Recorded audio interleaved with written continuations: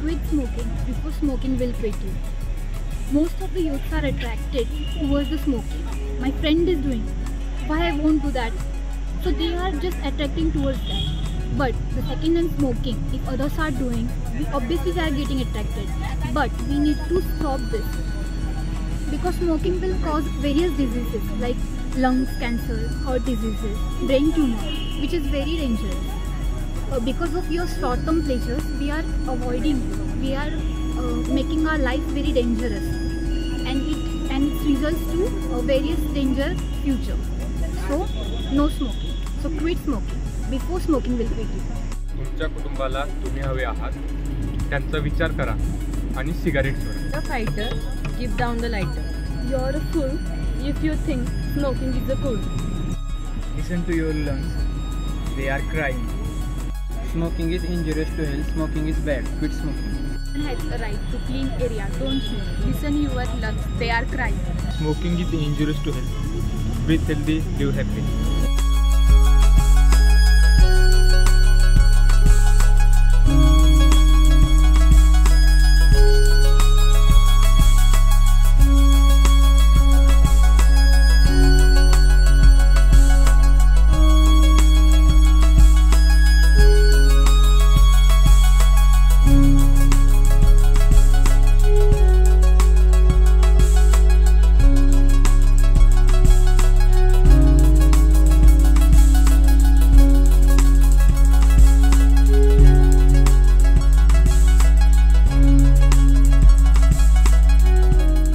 Hello, I'm Advocate Chaitra VS, a youth ambassador for tobacco control campaign.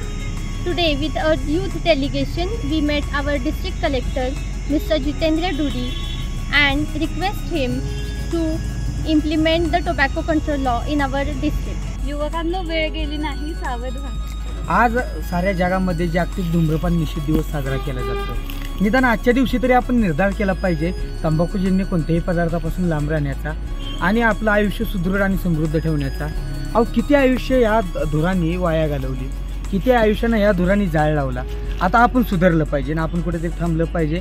नमस्कार, आज जागतिक धूम्रपान निषेध दिवस आणि या दिनानिमित्त मी गौरव भंडारे आजच्या सर्व युवकांना आवाहन करतो की आपल्या आयुष्याला सदृढ ठेवण्यासाठी, निरोगी आयुष्य राखण्यासाठी काळजी घेणं फार गरजेचं आहे.